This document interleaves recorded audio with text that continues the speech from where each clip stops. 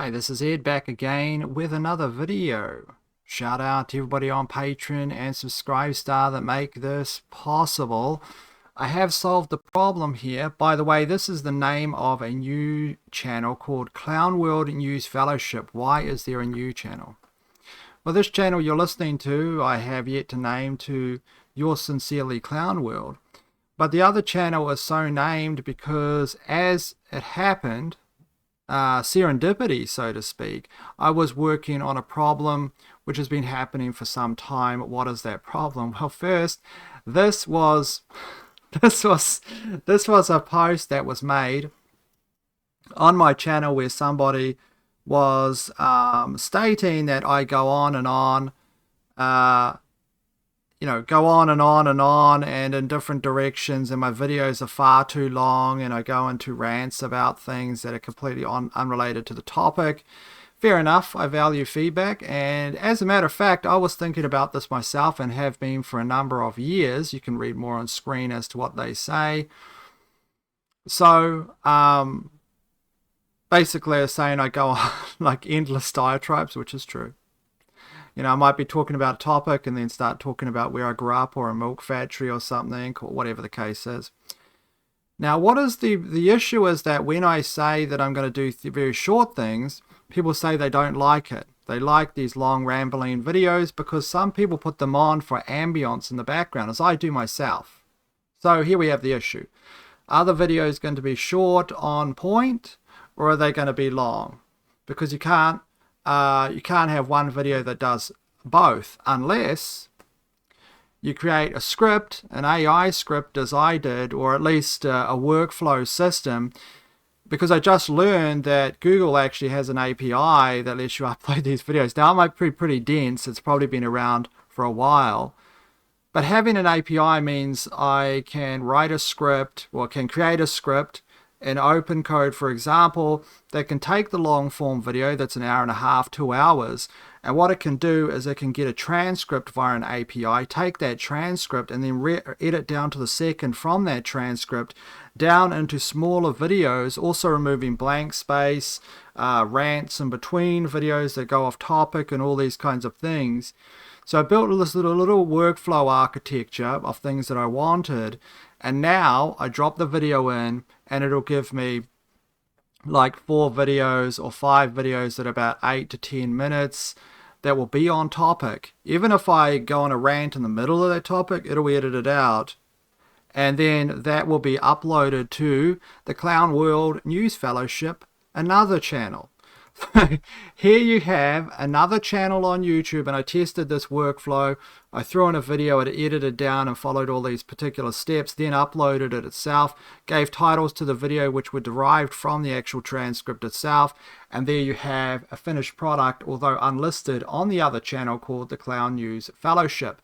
And all those videos happen to be shorter videos. As you can see, these here are 5 minutes each. Now I'm going for the range about 8 to 10 minutes. I think that's fair for a topic. If obviously I go on for, because I could be going on for 20 minutes, it could easily be reduced to that. So about like 8 to 10 minutes will be the videos going forward. They go on unlisted. I check them to make sure, though there's not much I have to check because it's me talking, so I know what's in it. And then it'll just upload it. These videos will be scheduled, so because there's a day break in between when I upload, these videos will be scheduled to take place on that day. 6 will be uploaded on that day, and then over the following day, maybe with 3 hours in between, just to give some space so people's feeds aren't just spammed with videos. You can watch them over there if you want the short form content. And there you go. Problem solved in regarding that. What does this do? Well, it adjusts audio levels. So if the audio is too loud and I'm like this and it's peaking out, it will bring it back down to something like this. It has the ability, in order to see the audio levels, which I put into the workflow there, so it's going to adjust the audio levels so they're all going to be either brought up higher if the mic's too low or brought down lower, and that will have a continuous audio throughout those particular videos. I will be selecting from the list of topics that I've talked about and decide which I want it to actually upload because it'll be cutting more than is needed. As I said, all videos around 8 to 10 minutes. Yes, there's spelling mistakes in here. Well, there might be some editing things. I just typed this out. 6 videos cut from a larger video. So those are the kinds of things it'll be doing. So you go over there, you can see the videos. They're all short videos. Just pick what you want to see of the topics that are interested in for you. And that's it, really. I don't have much more to say, but I think that is, they say it's kind of like two birds, one stone, right? You've got the longer form videos on this channel, which will be at some stage renamed to Your Sincerely Clown World, and you've got that shorter stuff over on the other channel. So if you don't like the long form content, just unsubscribe from this one, go over to the other one and subscribe over there, right? Or if if you just want that short form content, or you can subscribe to both, obviously that is up to you. But that is half the problem I want to talk about. The other one is, what about people that say, hey, you're on YouTube, YouTube's full of censorship? They are correct, but most of my audience is on YouTube. But what I have done is, because with my other channel, I got to turn down the mic volume. Sorry, it's speaking out. Let's try it about there. That looks a bit better. So I made an Odyssey account which is synced to this new YouTube account. I couldn't do that before. It was synced for a time at the outer light, but I couldn't do this before because I was run into some kind of error problem where I tried to sync another channel and it kind of like done something and glitched out. So now it would not sync any videos from the outer light, and it would not sync any videos from this channel, the Daily Rabbit Hole. Okay, it just wouldn't do it. You try to sync it or say this account is already signed up to what? I go, what are you talking about? But it doesn't sync. It just doesn't work. Okay. And so the thing is, now it should work. Now it should sync from the new channel I created, which is going to have 3 or 4 videos on it a day, or basically there'll be a video there every day. And what that is going to do is going to sync over to Odyssey. So for everybody talking about, they want alternative platforms, they don't want to watch on YouTube, and that is for people listening on Rumble or even 3Speak, okay? You can just go over to Odyssey and you can see those videos, right? And I'm not going to sync to any other channels because this is all automated. If I was doing this myself, this would take me hours. I don't have hours to spend taking 6 videos and uploading them to every platform, right? It would be detrimental to my life, okay? I have other things to do than just upload endlessly for 4 hours to all these kinds of different platforms and constantly have to figure out, errors or whatever the case is. So it'll just be Odyssey with that particular channel. If you watch on Rumble and then you can jump over to Odyssey and check those out too. You can subscribe to 2 places. That's what I do with a lot of different channels, right? So you can subscribe to multiple different channels. You can watch long form content on a 3Speak or the Hive blockchain, or you can watch that shorter stuff on Odyssey if you want. Excuse me, that really is up to you. Now, let's get into our first topic here and regarding news stories, because yes, that was a bit of a wander. But let's get into our first topic and regarding news stories. By the way, actually, before I get into that first news topic, I just want to say overall, this particular video might be a bit scatterbrained in all kinds of directions. And that's just because I have just finished doing all that workflow stuff in order to optimize, and get that everything working the way I hope it works, and just uploading those videos to the other channel, which will include like topics I find interesting that are not related to the news. It's not going to be clogged with news. It's going to be all kinds of stuff, right? But there's going to be news stories in there. So let's get to our first story here. Our first story is actually the US national anthem. Now, people were talking about the particular national anthem that was sung at the Women's Pro Baseball League, and they're saying, it was really bad. Now, this particular anthem is sung by a professional singer, but she is older. She's 85 years old now, so her voice doesn't always stay intact. There are some 85-year-olds still killing it, but she's not one of them. She might have some vocal problems on the day. I don't know what it was. This is Martha Reeves, who was a Motown singer, and she was with Martha and the Vandellas. They signed to Motown in the 60s. Her most famous one is Dancing in the Street 1964, which was covered by Mick Jagger and David Bowie, and a bunch of other stuff you can look up. But here is her singing the actual national anthem, which a lot of people thought was maybe the worst that they had ever seen. Let's take a look here. Oh, say can you see by the dawn's early light what so proudly we hailed at the twilight's last gleaming, whose broad stripes and bright stars through the perilous fight o'er the ramparts we watched were so gallantly streaming. Okay, so you can see the singing is not particularly that good in this version of the US national anthem at the pro women's. What I read was the first professional women's baseball game, but I don't think that's true, is it? I mean, hasn't there been professional baseball in the United States for a long time? Nonetheless, I don't think the other women actually are very good at singing either. But here's the puzzle in it. The puzzle is they rehearse these things. So if this was something happening on the day, and it doesn't sound like she's just got a little something wrong with her voice, like on the day maybe she had a cold or something. It sounds like it's, she doesn't have that gift anymore, right? It's something that has faded. But the thing about it is they rehearse these things. So they must have known that she had a problem with her voice. So why didn't they exchange her out? Because putting her up there when she has a problem with her voice isn't exactly a kind thing to do, is it? She's literally known as the singer, and you know that she has this problem, and you put her in front of the microphone to sing and largely probably embarrass her, not in front of America, but the entire world.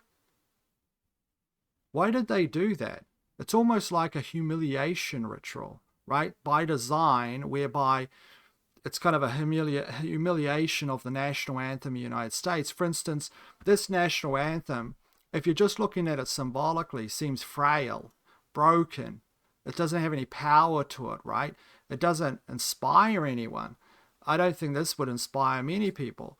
And that there's actually a beautiful story to the national anthem of the United States, if anybody wants to look into it, regarding its architecture and what the words mean. But this is what you would call classically a frail performance by a woman who's 85 years old. I mean, she seems in good condition for 85, but her voice is definitely deteriorated. Let's listen to it a little bit more, and then I'll show you a contrast. In air gave proof through the night that our flag was still there. Oh, say does that star-spangled banner yet wave o'er the land of the free and the home of the brave?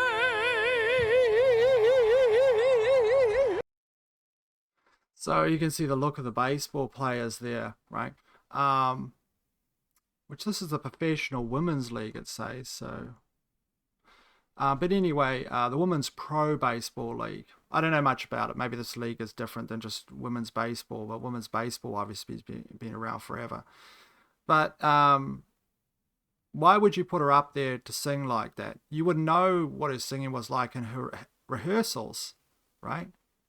You would know that. So why do it? And everybody can tell she's off key. Everything in there is off key. I'm not like I don't know a lot about singing, okay? But I would suspect there's many listening to this probably have a fair idea. You have to get old Reed Wonder to investigate, right? He's obviously a great musician. But the thing is he sings that City of Angels, which I used to have as the outro. We'll still do from time to time. It's just that I got rid of most outros just for speed, because I'd have to sit there on my particular setup and listen to the go away and then come back to turn it off because I run a really low key operation here. But beautiful song, City of Angels. So you listen to that, and clearly everything seems to be off key. So here is one of the most famous U.S. national anthems. For contrast, if you if you're from overseas, you probably haven't heard this, and if you're in the United States, maybe you've heard it, maybe you haven't. This is from 2000, and this is largely regarded as one of the greatest national anthems at a game ever. This was a football game, and the singer is Faith Hill. But this is from 2000, so this is 26 years ago, right? And it's incredible the difference in power, right? And the difference when you're listening to it, like, you listen to this and it's kind of probably, it's very inspiring to the crowd, very, like a patriotic national anthem for the people listening there, the Americans. And you compare it to the other one, and as I said, the other one seems like a humiliation, or I should say a demoralization. Like everything has to be demoralized. It's like, everything has to be broken down. Every movie hero has to be turned into something you dislike or hate. Your Superman has to turn into something you do not like.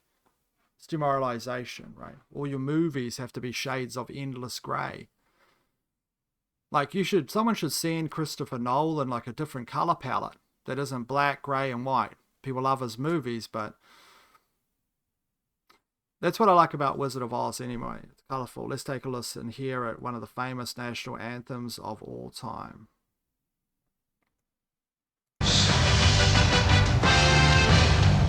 Signed for the hearing impaired by Atlanta's Briar Lake Signing Choir and will be sung by award-winning recording artist Faith Hill.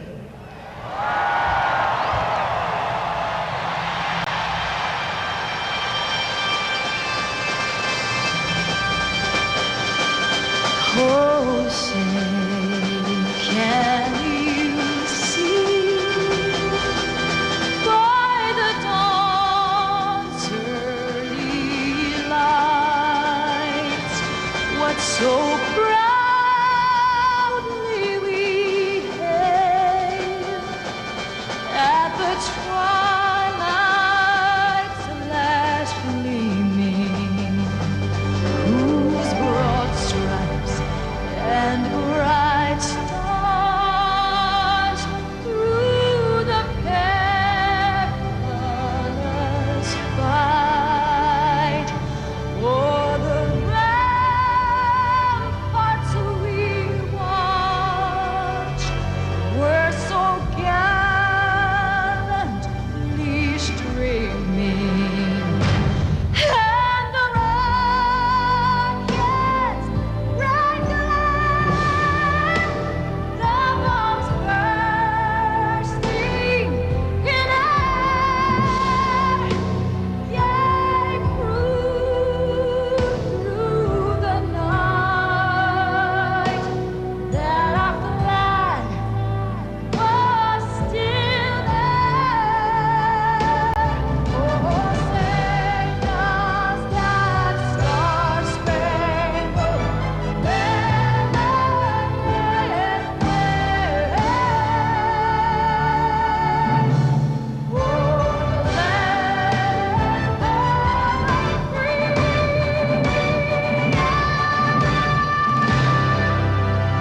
and the home of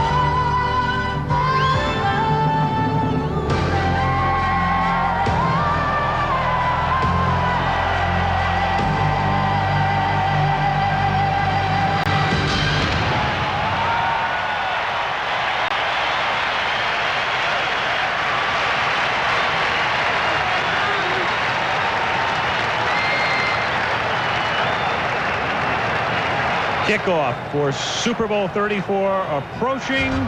The coin toss from the Georgia Dome in Atlanta when we come back. Yeah, really, I mean, that's a powerful rendition, right? It's like respecting the national anthem. It's singing it properly. It's thinking about it in terms of being a master of her craft, Faith Hill, being a singer. It's like thinking about it in ways in order to elevate it and then hit that high note, right? So why is it the world, or at least in the United States, you have this here, and this is in front of the world, I should say. This is viral. People are wondering what exactly is going on here. Like, look, a lot of things can make something go viral, but there could be a push behind it. There could be anything. But it really is demoralization, in my opinion. Now listen to me. What so proudly we hailed at the twilight's last gleaming, whose broad stripes and bright stars through the perilous fight o'er the ramparts we watched. Look at the faces of everyone. They all realize that this is not going very well. And also, it's, as I said, it's sad for the singer. She is a famous singer. She's looks like well known. Obviously, I don't know everything about music, so I hadn't actually heard of her before. I've heard of Dancing in the Street, obviously, by Bowie and Jagger. But why put her up there like that? You know, in rehearsal, is there a musician out there, maybe somebody can say, hey, that can happen to your voice on the day? If it happens to her voice on the day, you sub her out for someone else. You don't put her up there. If she literally can't sing, what do? You take the other two women beside her. They know the words. They've obviously been rehearsing it. You guys go, right? Because, you know, this person, this lady's voice, Martha, isn't doing too well today. No, they put her up. So logically, you have to think, well, why would they do that? And then the other one is, if the rehearsal was the days before, and they realize her voice is like that, why didn't they go get somebody else? Because they want it to be like this. So proudly we hail at the twilight's last gleaming, whose broad stripes and bright stars. It's also completely out of sequence, right? Like, they're singing at these words, and she's singing, like, at one point she forgets the words. Look, it's not her fault if she's not doing too good, and she is 85. So 85 is the new, like, 60, though. Look at Fauci running up and down those steps. So anyway, that is that story. So if all goes well, the AI can clip that story, which this should pick up in the transcript, clip that particular story, and put that out there. So we'll see what happens. I did test it. It does work. So here's another one. This is from Liz Gunn, and this is Barry Young. If you want an update on Barry Young, which was the New Zealand whistleblower who took that data, he scrubbed it so it didn't have any personal data in it from the health department here. And then what he did is he released it so other people could look at it. And they charged him with this. And we were going to hear what the judge had to say. The judge stated that they have basically all the materials they need and they'll come back at a later verdict. And this is to do whether they're going to put him in prison for sharing the data, right? That was anonymized, so you couldn't tell who the people were. It was just numbers. And why do they even collect the data if no researchers or nobody can ever have a look at it? In fact, the health department wouldn't even supply the data to the judge, how I understand it, okay? When the lawyer or the teams were asking to have a look at the data, they wouldn't provide it. It's like it's classified, right? It's classified now. You know, New Zealanders should obviously see the data, right? This is all just a scheme anyway. If you ask me, like, the data should obviously be provided to researchers and anybody who requests it so they can crunch those statistics. I mean, you're always clear of a, you know, you're always the person of good deeds, isn't it? If no one can actually audit the deeds you've actually done. Person of good deeds. See, the AI will cut all of that out. And the AI can start here with the story. So this is the other story, which is Liz Gunn.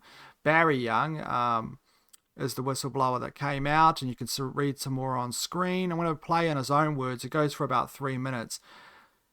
So this is very interesting. It starts towards the end. I'll just play the end part of this. Then we'll talk a little bit about it. So we'll actually, let's just play the whole thing for Barry. Who I think is a brave individual and done the right thing. There was something the other day. Actually, I won't go into a rant, but there was something the other day. I've forgotten what it was. But Tucker Carlson said something really interesting. No, it was a person on the Interesting Books channel. See how easy it is to roam? It was... this was the thing. It was on... I can't remember the exact name of the channel, but I'm subscribed to it. It was Interesting Books something. And they said something... They're reading Fahrenheit 451. In fact, the AI won't clip here. It'll clip later. Because this is long form here. Okay. So it was Fahrenheit 451, and it was a slave asks if it's legal. A free man asks if it's right. And that is Barry Young, the whistleblower here. He didn't ask if it was legal, although I think he believed it was. He asked whether it was right. And he did the right thing, which has nothing to do with the law systems at all. Right? Nothing. Right?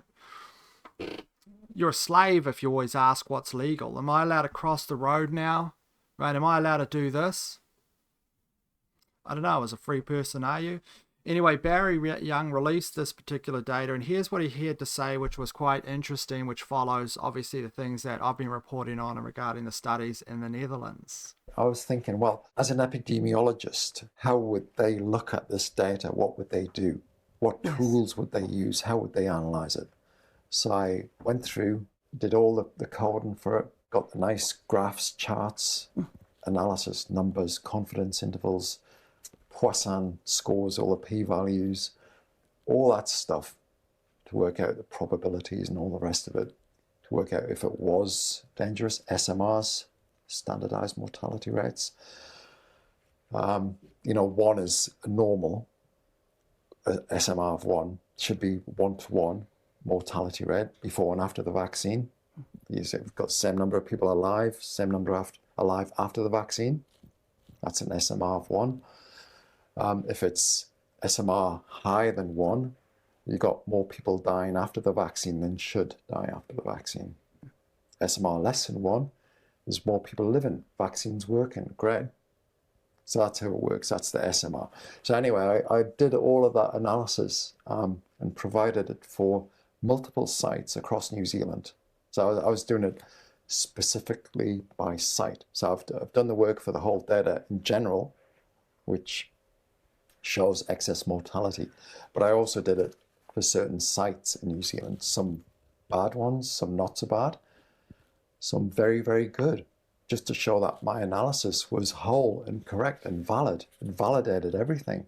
Because some sites I looked at, mortality was not elevated. It was actually less than expected, which is like, okay, it proves my method works, it's accurate. It is picking out the bad ones, the really bad ones. It's also picking out some good ones as well. But there are far fewer good ones than there are bad ones. And the key thing to see here, and I don't think I've discussed this, the key thing to realize is that the good one, the really good one, the star of the show in the whole of New Zealand, the best site was in Wellington Central itself, the seat of the government, the heart of the city. Now that is very interesting, because that's where the beehive is, right? That is where Parliament's like Washington, D.C. Now that had the lowest mortality rate, like 0 or something, right? Now the Netherlands studies show that the different vaccines batches, and they had to fight to get this data from the government, wherever they got it from, they showed that the different batches had different, different side effect profiles. For instance, one batch might have 0, right? 0 in terms of side effects, none picked up. Another one might have a huge, on a bar graph would have a huge spike, which shows that the different batches have different meanings. Now there was a person with different side effects. Now there was an individual who stated, I used to have this, I think it was a video or something, or some kind of clip, where he stated that he worked at a warehouse. I was a Reddit article. He worked at a warehouse. Of course, that's grain of salt, I understand. But it was a Reddit article. He said he worked at a warehouse. And he's seen someone representing some politician came in and stated that they wanted a certain batch number. And they said, oh, we can't give you that particular batch number, but what we can do is just give you another batch number. I mean, they're all the same. And the person said, no, we need to have that batch number. And they said, well, I mean, we've got other batch numbers. And then they said, oh, no, don't worry about it. Forget about it. We'll come back when that batch number's, when we've checked off another batch number. So they wouldn't take it. As I stated, in Japan, which was widely reported, they found the vaccines were contaminated with metal particles that were magnetic. I mean, look it up. It's mainstream news. In fact, the Japanese have gone on. They have a lot of experts, and they're pointing out all the issues with it. So that's the reality. Now, how do you hide a signal or attempt to hide a signal? You stagger it, right? You have it over there a little bit or over there a little bit. Okay? Or you have it over there. That way, people can't see the signals when they look at the data, right? They can. Obviously, experts can if you give them the data. What I'm saying is, in a general sense, a normie in relation to medical technologies and biomechanics and all these kinds of things, like me, is going to find it hard to make sense of something if someone down in this particular town, no one there has largely any side effects, but this particular place has a lot of side effects. What do you think about that? What would you think in your brain? Anyway, there is Barry Young. So that is that story. What is this down here? What is this? Oh, that's right. Here is the dance. Okay, someone posted this. I thought I'd add this little dance. I have rapped in a program I did, a Weird Weekends episode about rap. Can you remember any of the rap that you did? My money don't jiggle jiggle, it folds. I like to see you wiggle wiggle, for sure. It makes me wanna dribble dribble. Riding in my Fiat, you really have to see it. 6'2" in a compact, no slack. But luckily the seats go back. I got a knack to relax in my mind. Okay, so you have this kind of like, they're all dancing, and people are now saying, hey, why do you go on about it? First of all, none of them apologized. How many people stood up and apologized for what happened? I think there was one. An apology, as Brett Weinstein said the other day, is a kind of an admission, but it is a statement, or at least a social contract that you won't do it again, or you see the faults of your actions, therefore you won't do them again. They won't even do that. And you say, well, can't bygones be... No, they cannot. There needs to be some kind of ramifications for it. There's none, but obviously everyone knows that who's listening to this. So there was a small story, or it's kind of big in Spain, I guess. Here's Edward Dow. He's saying, I want to highlight the confusion of this event. For many thought this was happening in Spain. Many viral posts were saying Spain and not a territory of Spain on the continent of Africa. And the below answers the question, why now? So Thomas Massey states, don't fall for the fake Fox GOP outrage. 2 weeks ago, the House passed a bill that green-lighted the transfer of Spanish territory to Morocco. This apparently was against any kind of agreements with Spain, because now Spain is seen as the enemy for various different geopolitical reasons, including their tension with Israel. Of course, the United States is an ally of Israel. Every Republican except me voted for it, but now they are acting shocked at the invasion.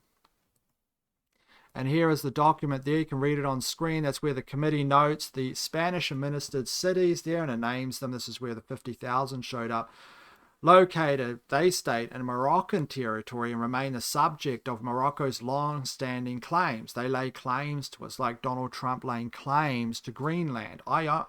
Greenland, we should own Greenland.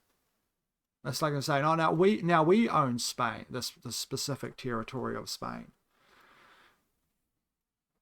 And that is it. Obviously, I don't think that they're really trying to make a claim to this particular island. What they're doing is they're creating tension, continuous tension for something else, which will be for them to open up their bases for something or whatever the case is, right? You create tension over there, and then you say, well, relax, we'll make it go away, we'll stop it. You know, we can make a statement, recognize it, or whatever the case is, and it's politics.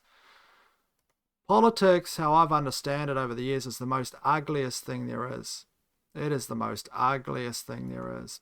People are stating that Massey, Joe Kent, as you can see there, Tucker Carlson, Marjorie Taylor Greene, and some others are going to be forming a new party. Viva Frei says he loves that people are freaking out over this photo as if it's not just MAGA 2024, which it is.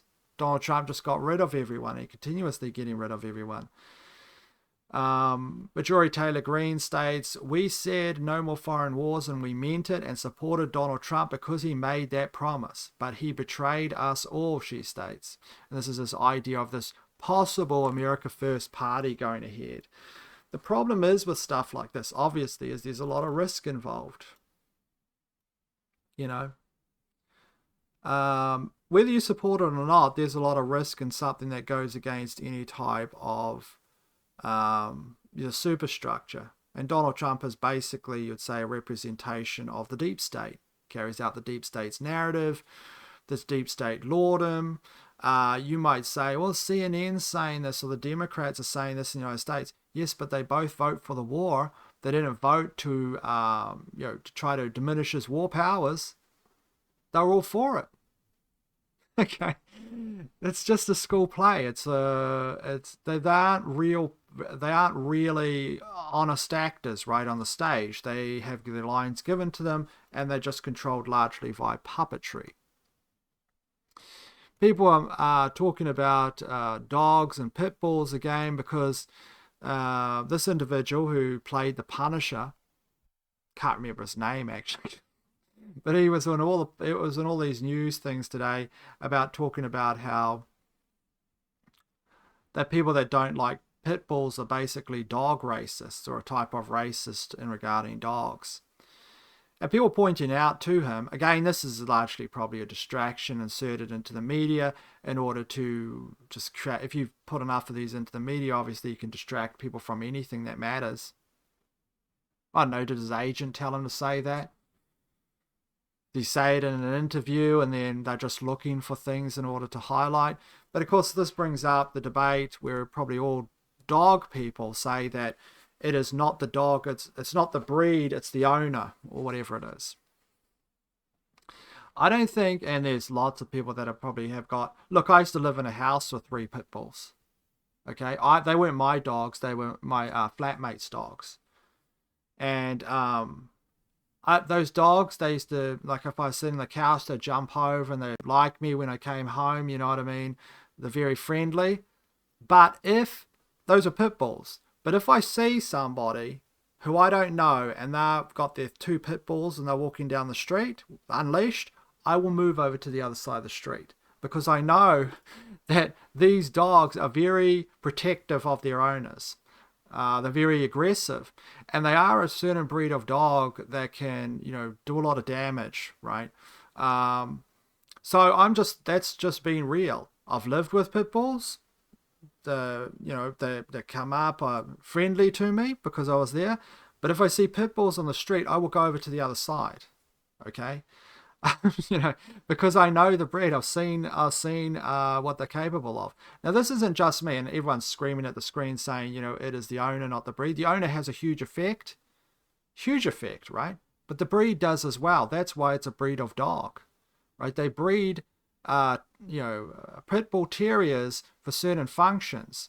And for instance, in the UK, certain terrier breeds are very useful that they're put into farms to get rid of rats. They kill it, they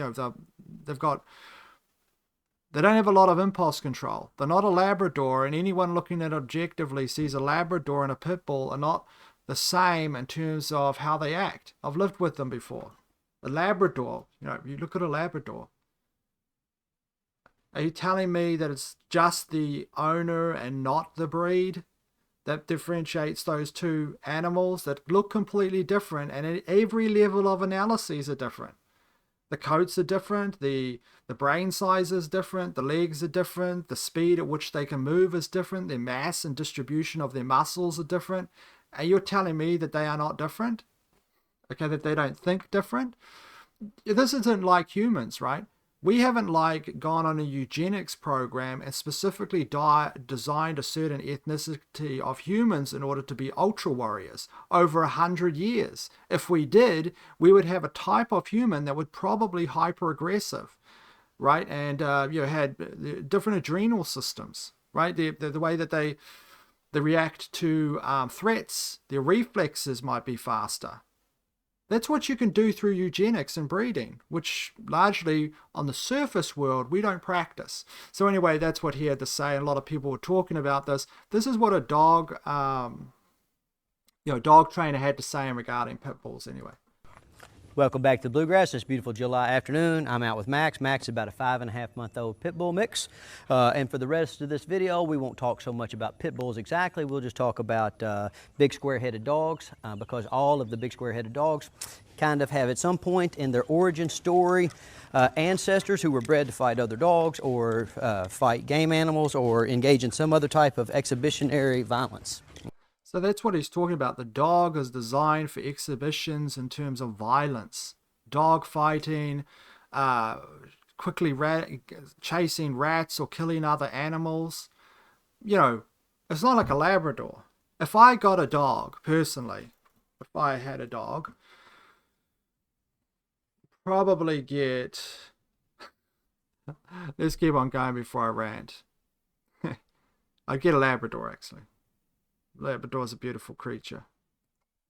Okay, and so just to jump right to the end of this video, yes, it is the breed. Okay, it might not be the specific breed that follows the bloodlines as they're outlined in the breed registries. Okay, but it's the type. Okay, and we all know the type. It's like the Supreme Court talks about pornography. You know it when you see it. I know a pit bull mix when I see them, right? And from my perspective, listen, I got a lot of buddies that like this kind of dog. And they really generally don't have any problems with them because they never forget what kind of dog they are and they manage them in a way that's appropriate for the type. But somebody just sent me a video, news story, where a lady had a dog like this and it killed her baby. And she was there. She watched it happen and she couldn't control the dog. Right? That's happened a few times, by the way, in pit bulls killing toddlers. So it's happened a number of times, right? How many times does that happen with a Labrador? Right. It doesn't, I've never heard of any story about a Labrador eating a baby.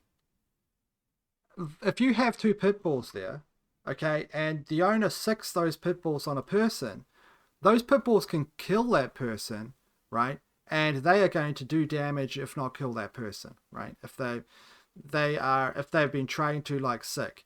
Now, if a Labrador does that, he'll do some damage probably. But you could probably fend them off, right? You can fend off. Now, they can get angry. There used to be this Labrador that used to come on my property from next door and he used to growl at me. Like, he was in my rubbish bin. Okay, he would go into the rubbish bin and knock it over. Actually, it wasn't a Labrador. It was a Labrador cross or something. And he'd like, and I come near the rubbish bin and go, "What are you doing?" And he'd like growl at me. But I never felt like my life was in danger. As I said, I've lived with people that had pit bulls before. I've been around pit bull dogs. I've had friends that had large pit bull dogs. But anyway, you get the gist. I don't have to go on about it. So there is pit bulls themselves. So there's a weird video. This is just a screenshot. But people, as I said the other day, were worried about Steck's Axe and Hammer.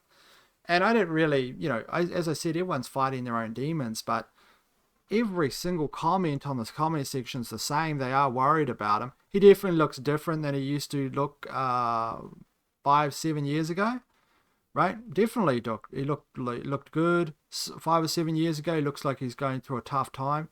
But he did say something which was interesting. Now, I don't usually catch his videos. It might seem like I catch a lot of them, but I don't really. It's just that they show up in the certain forums I visit, so I only catch one then. And he said something about cell phones. One of his latest videos is about cell phones. Now, when I looked at his videos, I would just scan it, right? I never looked at what he was talking about. But this is really the first time I was looking at what he was talking about. As I said, I don't catch a lot of his videos. So I was interested in really the reaction from the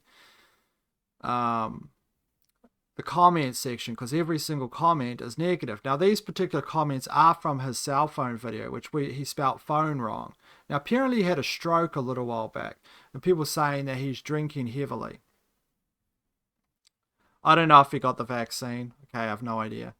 But I did notice, like, he was talking about a phone, and he was saying that in the 90s, you know, no one had the small cell phones. They all had like large cell phones. There were some people that had these large cell phones in the 90s. There was no one, and he was talking about kids, not adults, not someone in a BMW with one of those block phones that have existed. I mean, you can go back to the 70s, late 70s. I seen one in a late 70s movie, which I just scanned the other day. It was actually, no, it was the Al Pacino lawyer movie. And at the beginning of it, one of his clients, he's in jail at the beginning of it. You have to go look it up if you want to find it. Like 1978, I think, came out 1977, so you can find it. One of his clients had a car crash, but he had one of those block cell phones. But there was no kids in the 90s that had one of the large cell phones, or even the ones he's talking about, because they didn't exist largely, right? Cell phones were late 90s, 2000 at the earliest. Or am I mistaken? That's how I remember it. Maybe they, in America, maybe they did where he was from, but I don't remember it like that. But anyway, everyone is saying that he's degrading really fast. You know, there's a lot of work. He has to make like 7 videos a day, and he's still like grinding it, I guess. To me, when I look at him, maybe just because I've been around homeless people, right? My job was literally going over to homeless people, asking them if they're all right. If they are bad, what I'd do is I'd call a special service, which would blah, blah, blah. Or, call mental health. And because I was embedded into this government type of unit, they would actually show up. So I'm well aware and trained to deal with them, and addicts as well. And I'm aware of somebody when they look like they are really at a bad point, okay? And to me, he looks nowhere near that. Now, that doesn't mean he's not going to fall over, and because he's got a history of stroke and stuff like that. So that's a serious issue for someone that's only 38 years old to be in that position. I hope he gets well. He was going on about Christians the other day and who gives an F or something with something. But the thing about it is, obviously I'm a Christian myself, but the thing about it is, looking at him, yeah, he's a bit slow. He sounds like he might have had a few before he starts. There's not really a lot of difference in drinking a glass of whiskey in the morning than waiting until after work and having one after dinner. There's not really that much difference. In fact, if anything, if you drunk, like I don't drink every day, okay? I drink maybe a couple of glasses, maybe a month at the end of the month, or, when there's a certain, I don't know, I'm sitting there and watching a movie, I might have a couple of glasses. But I know exactly how much I'm having. I'm in 300 milliliters of wine. Maybe I have 2 or 3 of those. That's quite a bit actually once a month, but it almost adds up to a liter. Well, it's like a bottle and a half, right? It's a bottle of wine and a half. I might go through that a month, if that. But there's not really a lot of difference between having a glass of whiskey in the morning and at night. The only difference is you probably haven't had breakfast, so you get more of a buzz. Depends on how much someone is drinking. But they're all going on about how he's drinking himself to oblivion. But to me, when I look at him, he doesn't look near oblivion at all. I mean, I've seen people that are sitting on the side of the street, right? And they're not on drugs. This is their average personality is like this. And they're talking about a vacuum cleaner race going down the street that they're going to be a part of in the next 5 minutes. And they go into intricate detail. Now, this person has mental health issues, right? But they also are addicted to certain substances, certain kinds of things as well. But that's their standard personality. They have daytime hallucinations. And if you looked at them, you'd think that it's amazing they're alive. The human body is amazing how long it can keep on going. But anyway, I just thought I'd mention that. His arms, though, are very thin, so he's not actually getting a lot of movement. Those are the first one of the things to go before the calf muscles. You're just saying, I've got to go do some push-ups so I can maintain these things, Quinn 3.8 Max open source model that can run on, you get yourself the cost I worked out to run this particular one of these particular models, or at least Health Ranger was going on about it as well, but I was looking into the machinery, is approximately about 20,000. It's about 10,000 New Zealand. 10,000 New Zealand for the card you would need. You'd need a few of those. This is on PCs, not talking about Macs, which, as I said the other day, they have different ways in which they use their RAM. Simplified terms can be used directly with video memory. Can be used to, so they they're really going to be. They can put out these machines with large memory, then they can kind of own the space really, because the graphics cards that you're bringing in are extremely expensive. But for like $20,000 US, you can have a machine, as I said, for a business that can run these really top-end models according to the Health Ranger. Now, I thought these ones like Quinn 3.8 Max, which just came out, I thought these were beyond anybody, but apparently that's what's going to happen. He's gone into depth into computers. There was someone running a bunch of these things. They're running two of these powerful models, including I think it was DeepSeek Flash, which is a lower end model. You can see it down. Well, on this they don't have DeepSeek. They've taken a few out there, but that was running on a machine which was about 10,000 New Zealand.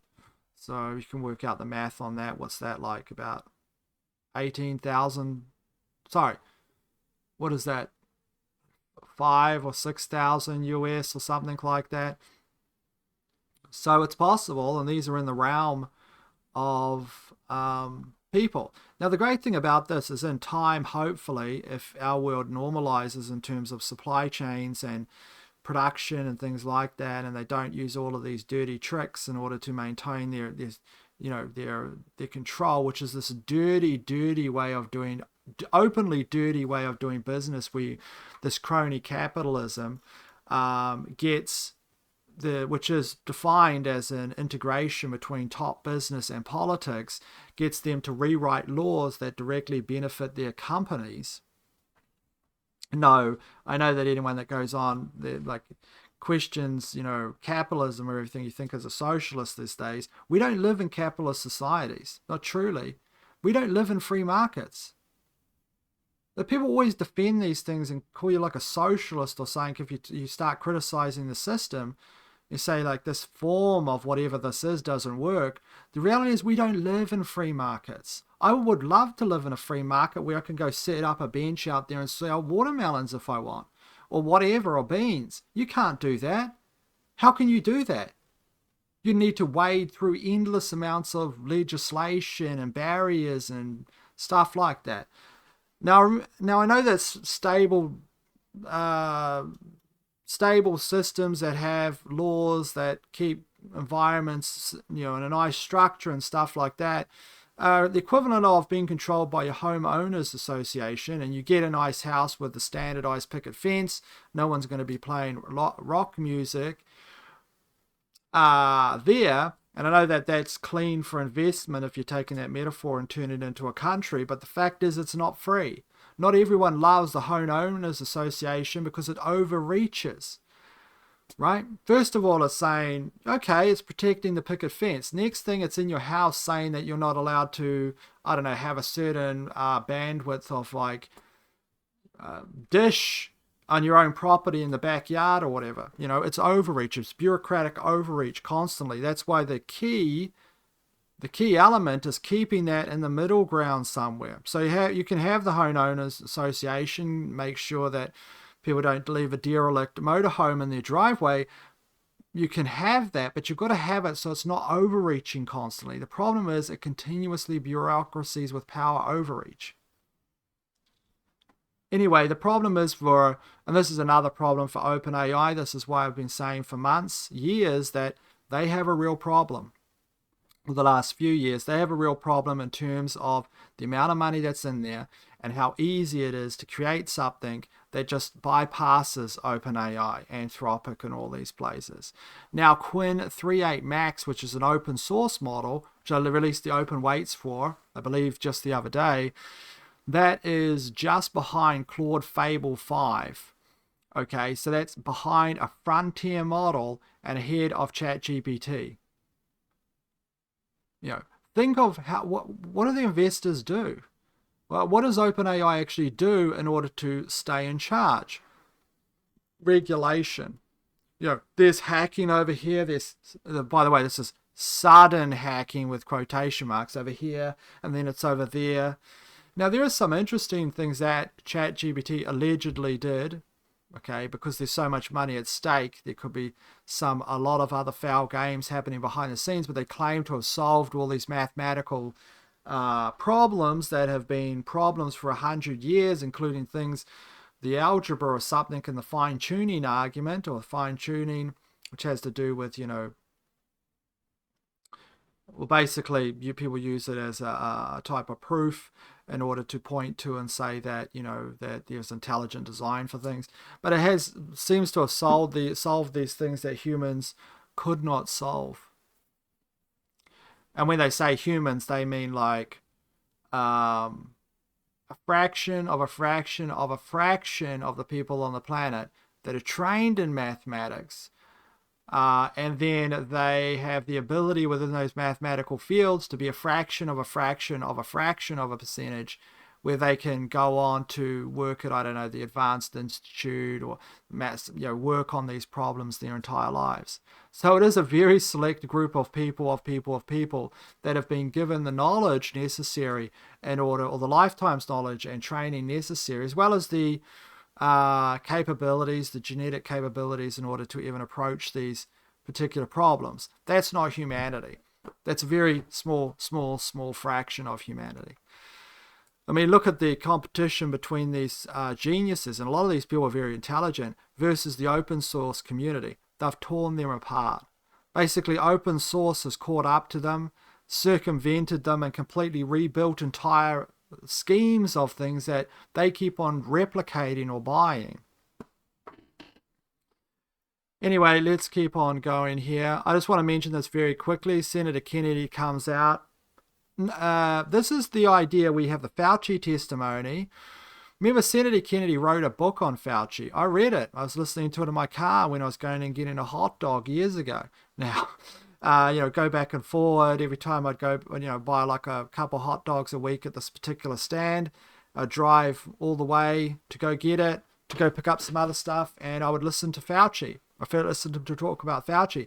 Then when he got into office, and apparently Tim Dillon said in the podcast of Tim Dillon's show, because he was ranting on about how Robert Kennedy Jr. never done anything when he got in power, which is true. He didn't really do anything at all. I can't think of anything he done. We so-called got rid of dyes, they're back. And that was in America, okay? What did he do in regarding the mRNA technology? In fact, it seems like he endorsed all that stuff. He's working on a panacea in terms of a flu vaccine. How's that possible? Unless you're using this particular technology, which now he doesn't seem to actually really attack.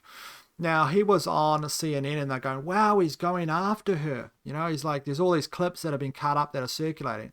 That's because the poll numbers are so insanely bad for Donald Trump, they've marched him out. He's got to hit the drums once again. It's all meaningless. Proof is in the pudding. He never did anything. He never did anything at all. What did he do? Now, it might be a fact that he cannot do anything. And for what people are saying, he might be in a position where he doesn't want to rock the boat. He wants to stay in this position, maybe across different presidencies, although they'll get rid of him.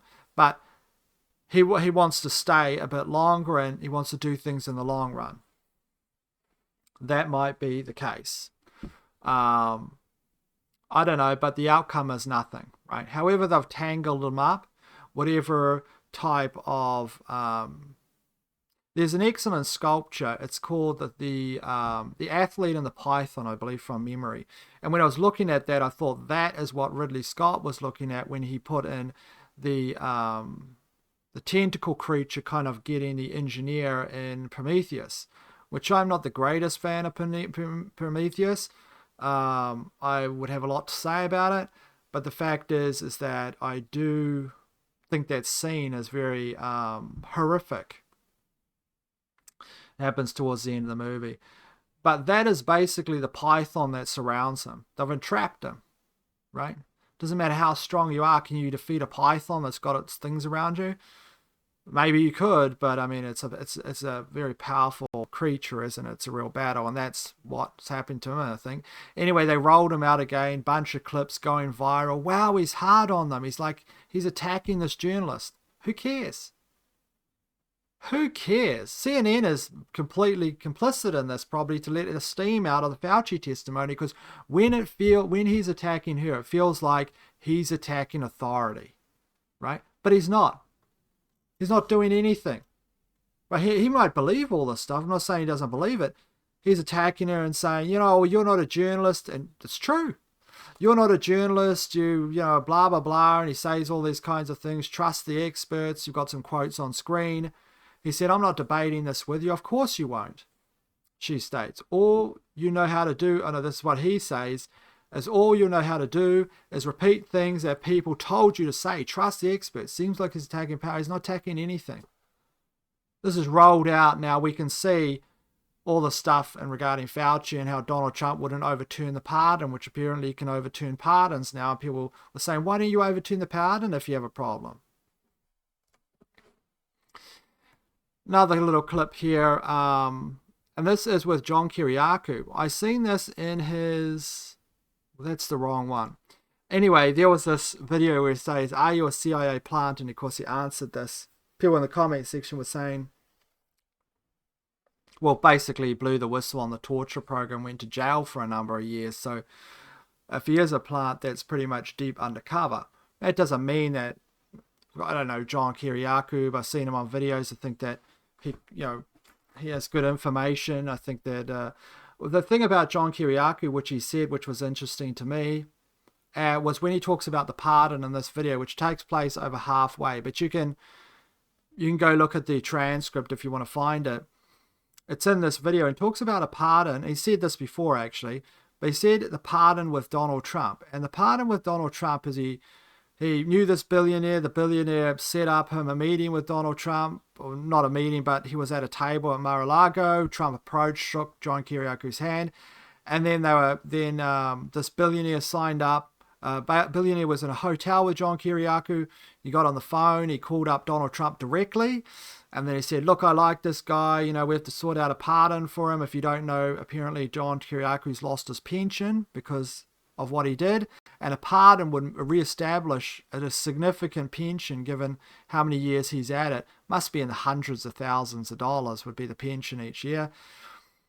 And then the billionaire said, well, here is the part which is difficult. I'm going to have to ask you for like $20,000. And then John Kiriakou goes, $20,000? I don't have $20,000. And he goes, a month until you get the pardon. So Donald Trump is basically selling pardons. They said, it was Pam Bondi's brother or something, or some kind of ridiculous thing like that. I've said, you think that he's going to be getting pardons and Donald Trump isn't going to get a kick of that? Of course. $20,000 a month for a pardon. That's why all these people get pardons. That's why they're all getting pardons all the time. It's hilarious. It's like someone was convicted of fraud and it's like $30 million fraud or something, and they serve like a week in jail and he pardons them. It's because they're all paying it off. I mean, this is just, is this a honest society? No, this is the way it runs everywhere. I think this is just the way maybe this is the way it's always been, but it's crazy to me. It is pretty crazy stuff. Anyway, John Kiriakou there. So here we are at intermission. I'm not going to play these other ones. I did have this video here. So this Moroccan immigrant finds out Spanish authorities are sending him back. Don't really have to say it. I think this is, so he wants to claim asylum. I mean, you've seen the videos, you don't have to see it, right?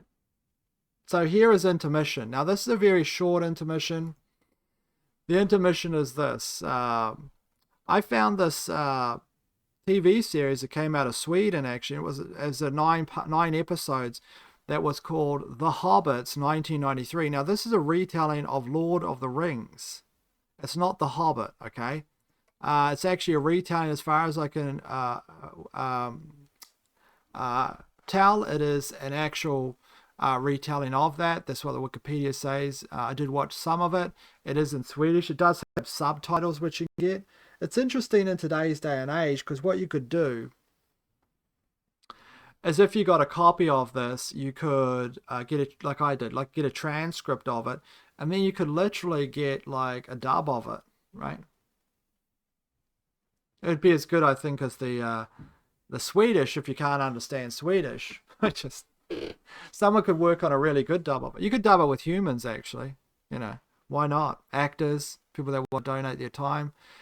But this is a retelling, or what they say is a 6-hour play. It's a theatre company with many of the same actors. Play was in turn an adaptation of J.R. Tolkien's The Lord of the Rings. The series quite faithfully adapts the events until the Council of Elrond. Now, I actually wrote Grand Fantasy. It's just on my computer. I did the first book, I should say. I should actually release that myself, but I don't know. It's got some wizards in it and stuff. Thinking about it, I'm not sure. By the way, people that go on of factors, you can't be like a Christian and write about wizards. I mean, what is that? J.R. Tolkien was a devout Catholic at Oxford. He wrote about wizards. It's just really part of mythology. I don't actually, looking back, actually in the Grand Fantasy I wrote, I don't have any wizards. I thought it did, but it doesn't actually have wizards in it. It has, this is what I wrote like 15 years ago. Okay. Different time, different place. But the wizards in it doesn't have any particular wizards in it. What it has is it's more kind of like, trying to think of what it would be. It's like in a world that used to have dragons, kind of like Game of Thrones, right? And there's it's like the end of like, see, the AI will cut all this out, but it's the end of like as it should. It is the end of an age, so there's like the remnants of dragons and things like that, but everything kind of feels like, I would say, medieval society, right? There's swords, there's knights, there's battles, but there's just a taste, a little thread of like the old world. You know, maybe someone gets like a premonition, right? Maybe someone has something like that, but not yet. It's like, looking at it, it's not actually got magic in it per se. It's got more kind of like whatever, right? Whatever kind of like it doesn't have magic in it. It's just like, you know, someone has a premonition of the future, or there is this idea in it which is kind of like the Christian God, actually, the good, you know, Christian God, like the good God, which I call them in the story, which actually is like runs kind of through things. It's kind of interesting. I think it's an interesting book. People enjoy it, but the problem is I can't. What difference does it make? I mean, but I can't really publish it under that pen name. I have to publish it under another one because it's not like science fiction stuff.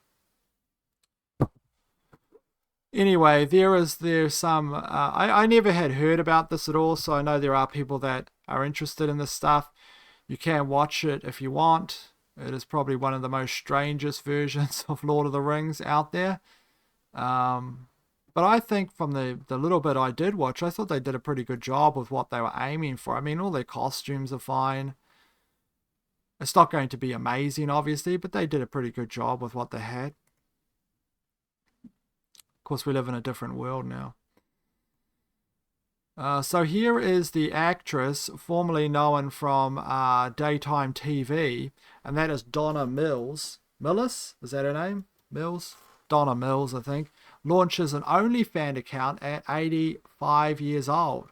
For a long time, I've wanted to connect more intimately with my fans, she states. They're going to see the real me, the good hair days, the bad hair days, and everything in between, she states. I think she's like, it's more of a journal. I don't think it's that type of OnlyFans account. But a lot of people were saying, you know, she looks actually pretty good for 85. Ooh, am I a silver fox? Maybe there's AI work, I don't know. But anyway, that's interesting. It seems like everyone's making one of those. Here we are in other stuff. And by the way, I made a website. And I made this website a while back, but I redone it. It's just joeorange.com. If you want a free copy of the Lift audiobook, you can sign up and get one. It's just a newsletter. I'm not going to send anybody anything unless I launch a book. Only if you're interested in reading books. There's not really any point in signing up to it if you're not interested in reading any of my stuff, really. Because I don't want an email list where people just sign up to it, but there's like, 90% of that have no interest in reading my books. Just sign up if you are interested. If you're not interested, don't worry about it, because I'm only going to be talking about books. Just joeorange.com. And that's the Lift, which is the little novella I wrote. Here's some more of it with my new covers. Done some trailers as well. So anyway, here we are over here. So this is the other stuff. So let's take a look at some stuff here as we head out. Oh, this was actually quite funny. It says, the ivermectin order came in. And then a picture of a horse. That's for me, right? He looks at it and goes, and then the horse goes, that's for me, right? I always loved horses. They are like, you've got to be careful around them. I am aware that they are a huge, powerful animal. I haven't really ridden a horse. As I said, the last time I rode a horse was at like some petting zoo or something. They get you to turn around with the pony. Everyone's had that experience these days, haven't they? So apparently the recipe for Coca-Cola has been found in Florence or in a monastery. Described Coca and Cola wine tonic decades before Coke's 1986 debut. Well, that's what they're saying, but does it taste like Coca-Cola? I couldn't find any real tests for it. Of course, someone put out a silly video where they put this out. I don't run like I did back then. Takes a breath just to start again. Morning light finds lines on my face. As I said, I don't like that I like Coca-Cola because they're such a huge kind of, the conglomerate kind of company. But I will tell you, there's nothing like a cold Coke in a glass bottle on a hot day. So their advertising worked from the 80s. It stayed with me. I mean, if you have like 2 bottles of Coke or 1 bottle, of course, it's got insane amounts of sugar. Last one, like I said, I hardly ever have it, but when I have it, like, I'll probably drink the whole thing. I just continually drink it, But I realize that it's so addictive. Like when you have it, the combination of the sugar and caffeine is lethal. Like give you like some kind of mess with your dopamine in your brain. This has got to be one of the most brilliant knots.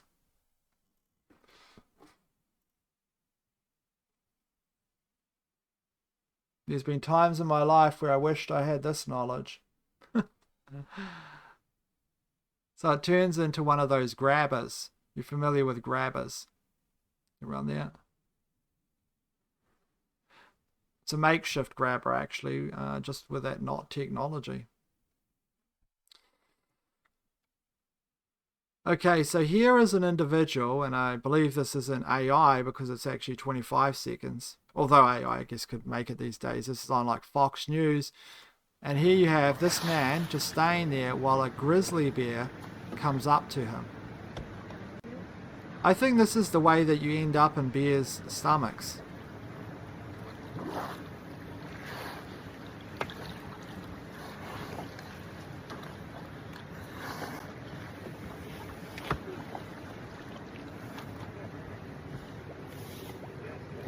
He's not just looking at the fish as food.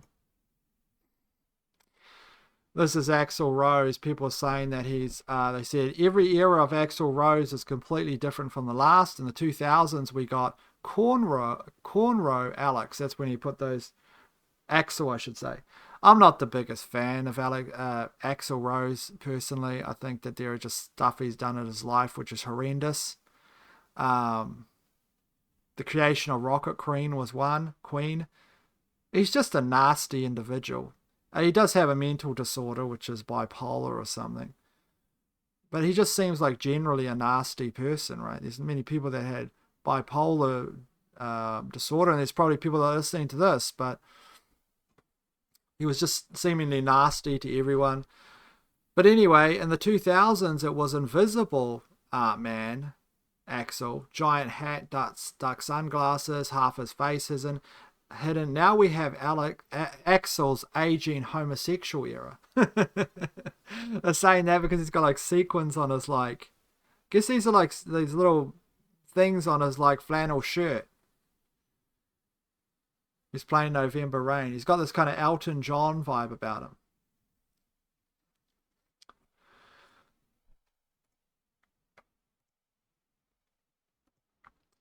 Well, I think that's it. I think we covered nearly anything. Apart from this, I was going to say, I think I played this the other day. I might have. I can't remember, but I did play a little bit of the other day, did I? Someone have to tell me in the comment section. I can't remember, but I just put it here because this is the kind of vibe that the world used to have. This is 1985.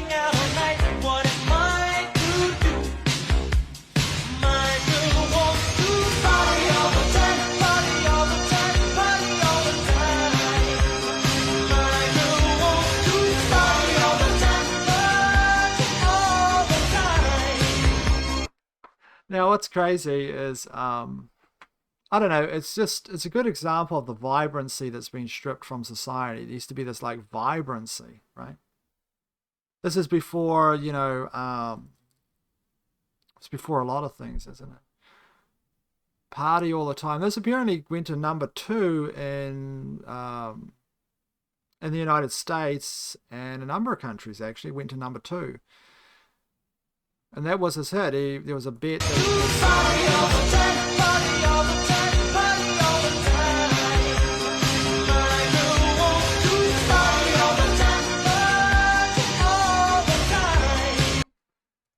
he could have had a different career, Eddie Murphy, couldn't he? I mean, that's his, you know. Now, obviously, he has friends that are,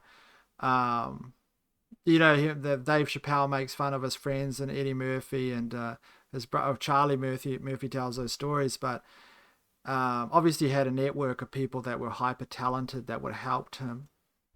But yeah.